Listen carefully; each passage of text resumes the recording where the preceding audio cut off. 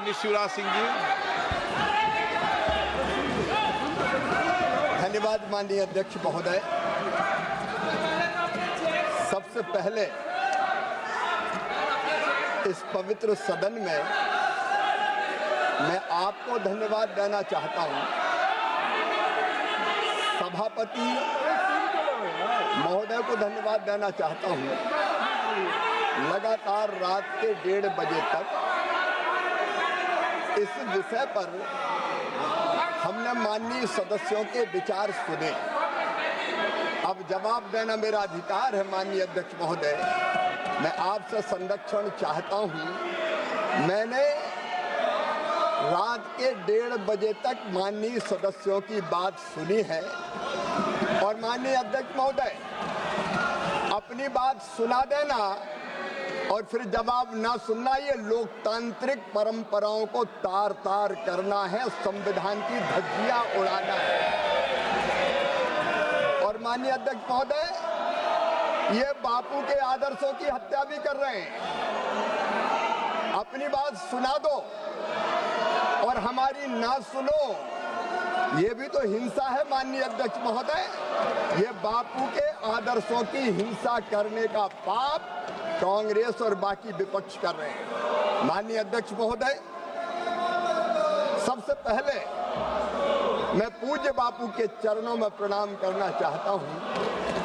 बापू हमारी श्रद्धा है, बापू जी हमारे आदर्श हैं, बापू हमारी प्रेरणा है, बापू हमारा विश्वास है। और इसलिए माननीय अध्यक्ष महोदय, भारतीय जनता पार्टी ने अपनी पंच निष्ठाओं में गांधी जी के सामाजिक आर्थिक दर्शन को स्थान दिया है।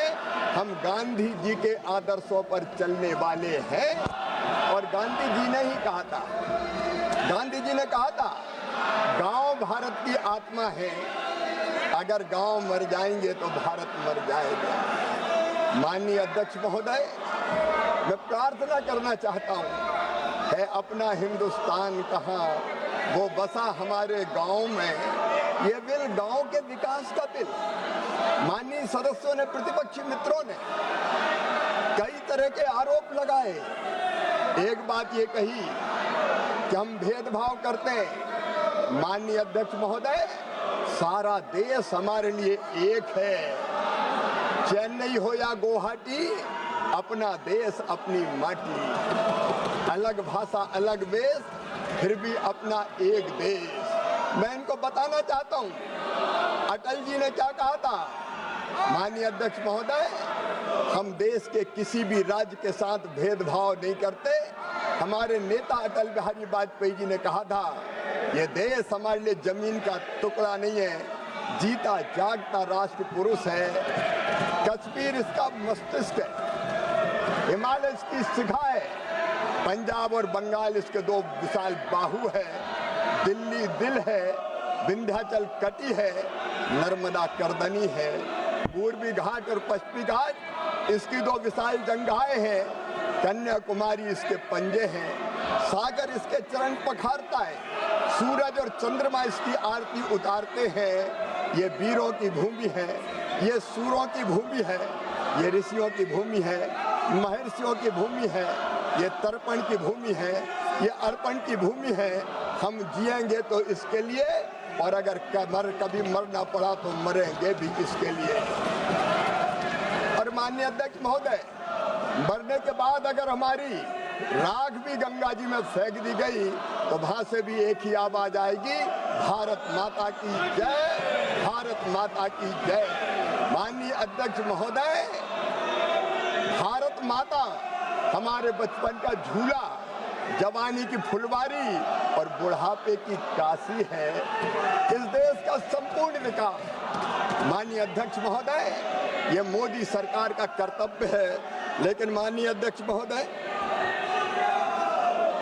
विधेयक पर चर्चा करते हुए कई तरह की चर्चा की गई, संघ को भी व्यर्थ में घसीटा गया। आज मैं कहना चाहता हूं, इस महान सदन में संघ व्यक्ति निर्माण में विश्वास करता है। देशभक्त, चरित्रवान, ईमानदार, परिश्रमी, अपने लिए नहीं, समाज के लिए जीने वाले कार्यकर्ताओं की मालिका खड़ी की है हिंदुस्तान में, तो राष्ट्रीय स्वयंसेवक संघ ने की है। हमारे संघ के विचार कभी भी सीमित और संकीर्ण नहीं रहे। व्यक्तिगत हितों से ऊपर उसके हजारों लाखों कार्यकर्ता राष्ट्र के निर्माण के पवित्र काम में लगे। परम पूज्य सरसंघ चालक श्रीमान मोहन भागवत जी के विचार पढ़ लीजिए। हिंदुत्व संकीर्ण नहीं है। माननीय अध्यक्ष महोदय, मैं इनको निवेदन करना चाहता हूं, प्रतिपक्षी मित्रों को, एकम सद विप्रा बहुधा वदंती हिंदुत्व है।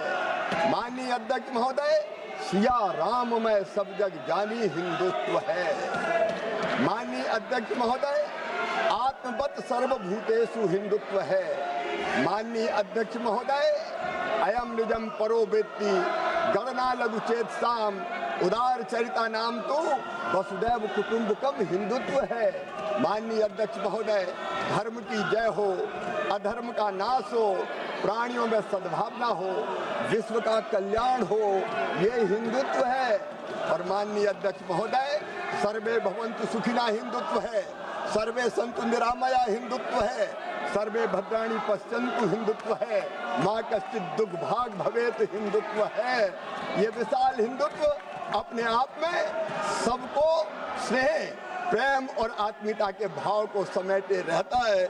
लेकिन माननीय अध्यक्ष महोदय, गांव का विकास हमारे विचार के केंद्र में, हमारे सोच के केंद्र में। और माननीय अध्यक्ष महोदय, इसलिए गांव के विकास के लिए आज नहीं, कई वर्षों पहले से अनेकों योजनाएं बनी। पहली योजना बनी ग्रामीण जनशक्ति कार्यक्रम, ये 60-61 में बनी। माननीय अध्यक्ष महोदय, उससे उद्देश्य पूरा नहीं हुआ, सीमित कवरेज और अपर्याप्त वित्तीय संसाधन के कारण। तो फिर बनी ग्रामीण रोजगार के लिए क्रैश योजना। उसके बाद काम के बदले अनाज योजना आई, फिर राष्ट्रीय ग्रामीण रोजगार कार्यक्रम आया। माननीय अध्यक्ष महोदय, फिर ग्रामीण भूमिहीन रोजगार गारंटी कार्यक्रम आया, फिर जवाहर रोजगार योजना आई, फिर संपूर्ण ग्रामीण रोजगार योजना आई, फिर राष्ट्रीय काम के बदले अनाज कार्यक्रम आया। एक के बाद एक योजनाएं आती है, थोड़ा उद्देश्य पूरा किया और फिर पूरा नहीं हुआ तो उसके जगह नई योजना बना दी गई और उसके बाद आई नरेगा योजना। माननीय अध्यक्ष महोदय, मैं निवेदन करना चाहता हूं, नरेगा का नाम पहले महात्मा गांधी जी के नाम पर नहीं रखा गया, वो तो नरेगा थी। बाद में जब 2009 के चुनाव आए तो चुनाव और वोट के कारण बापू याद आए, महात्मा गांधी याद आए और तब उसमें जोड़ा गया महात्मा गांधी जी का नाम